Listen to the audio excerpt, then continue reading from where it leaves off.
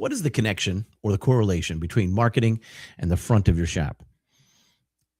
I'll tell you what I see every week. Shop owners will spend money to get the phone to ring.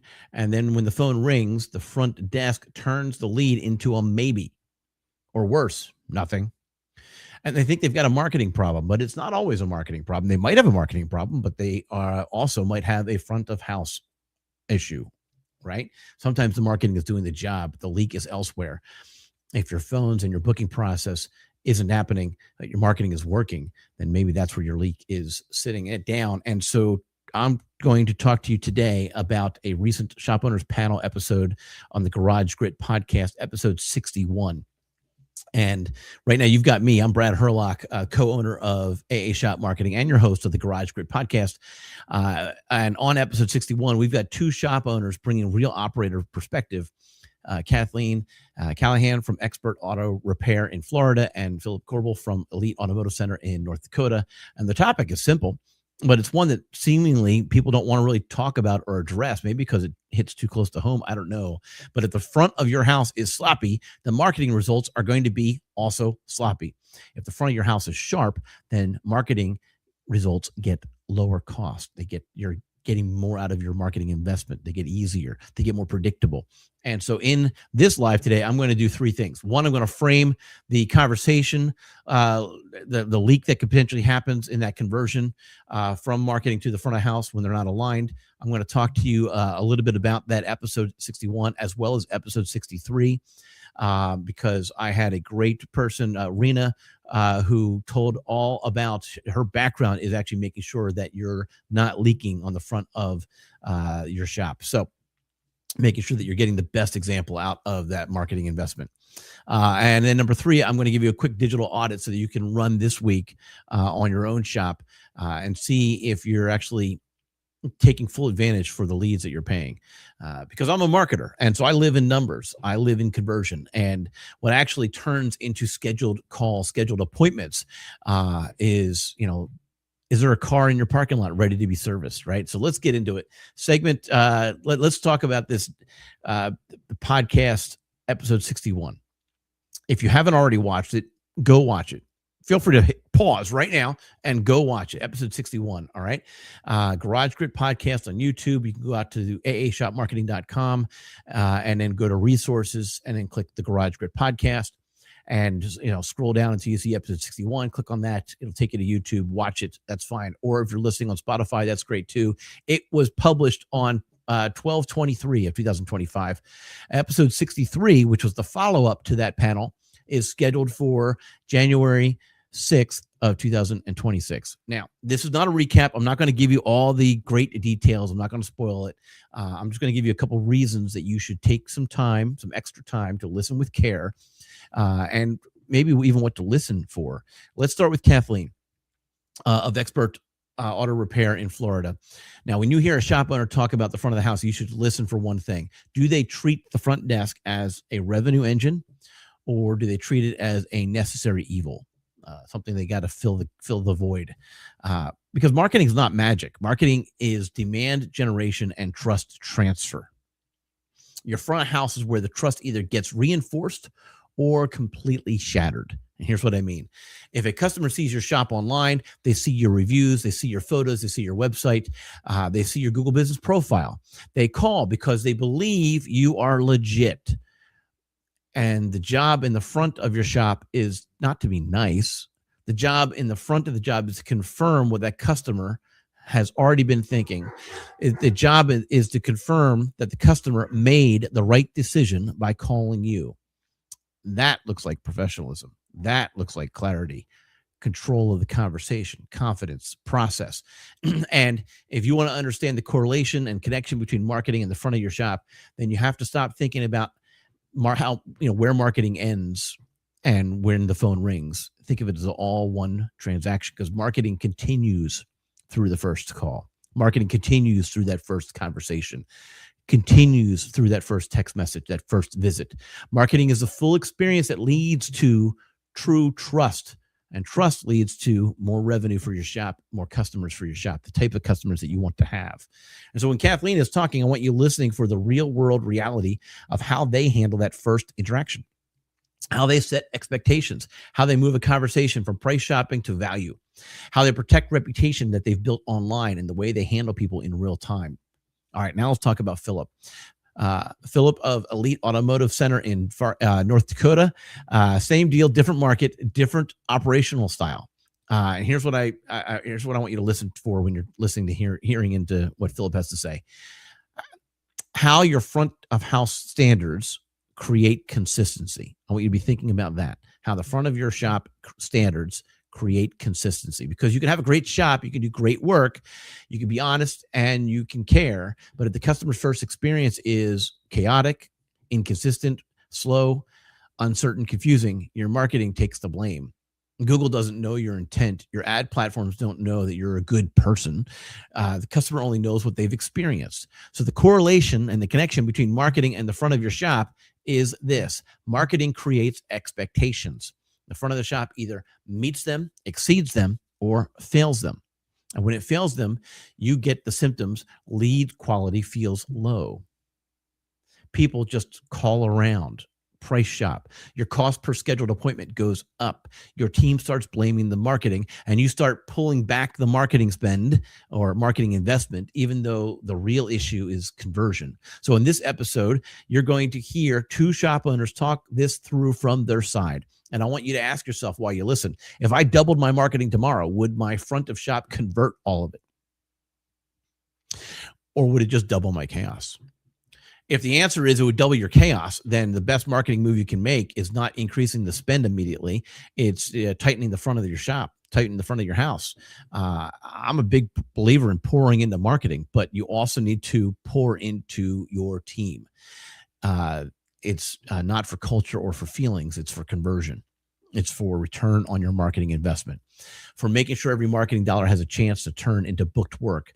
And that's why this episode matters. And that's why episode 63 is a great follow-up, where we're talking with Rena specifically about these topics.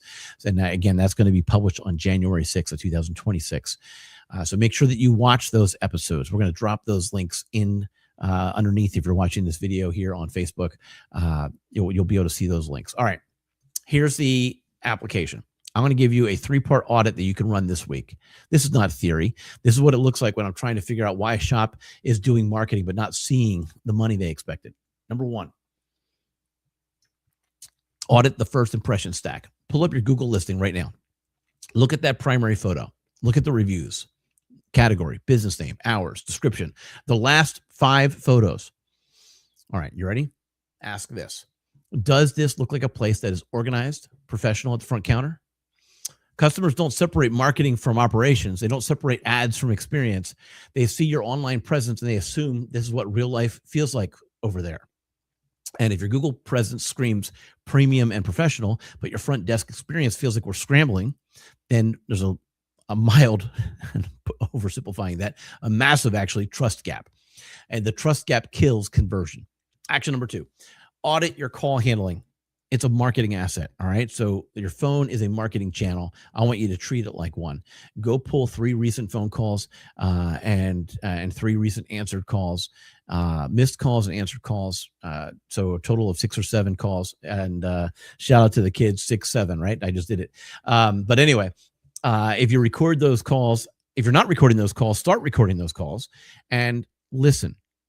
All right. That's where the money is. Did someone answer with confidence? Did they answer with clarity?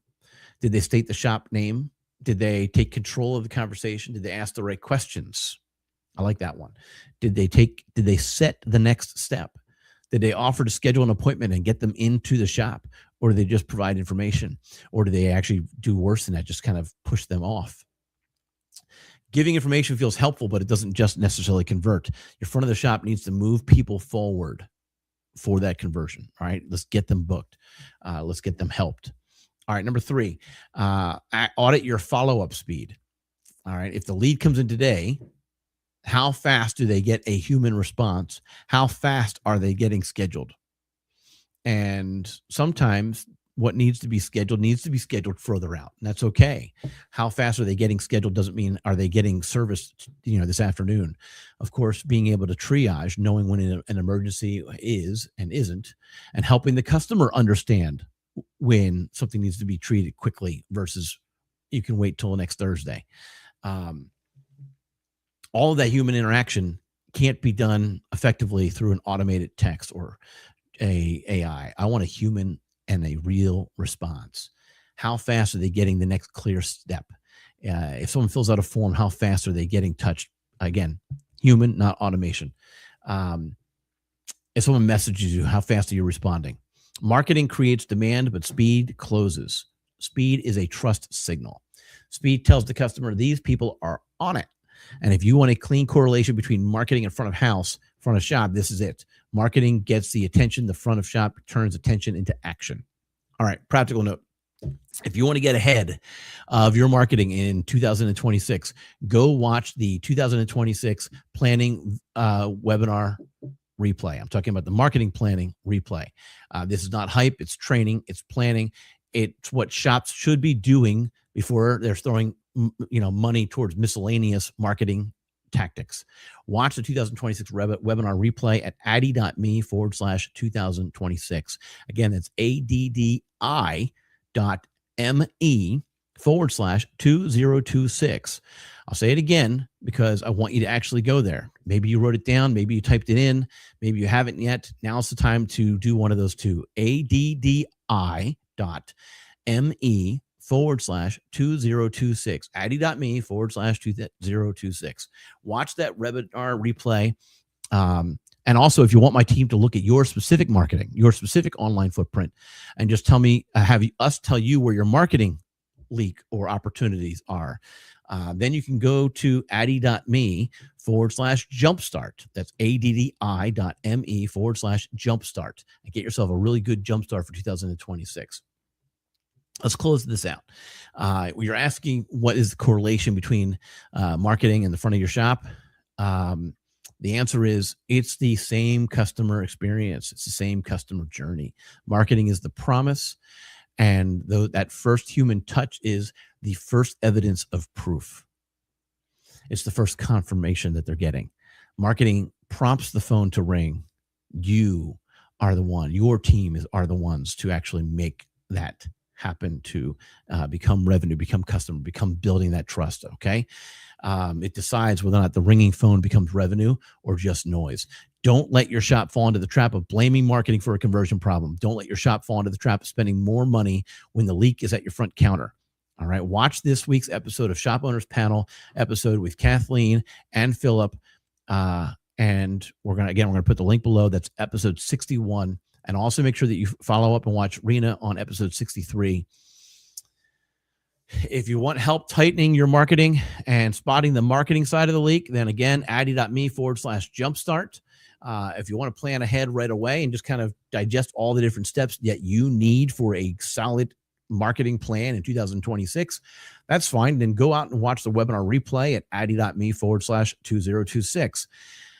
I want you to be moving with intention. All right. You're a part of the Garage Grit podcast group or audience because you're trying to grow your shop and you're in the right spot if that's the case. And so get a jump start on 2026, get a start on your webinar with that webinar replay and find out those key 7 steps that need to be in every single repair shop's marketing plan. Just as a reminder, I'm not a coach. I'm a marketing guy, co-owner of AA Shop Marketing, a digital marketing company for auto repair shops. Take care.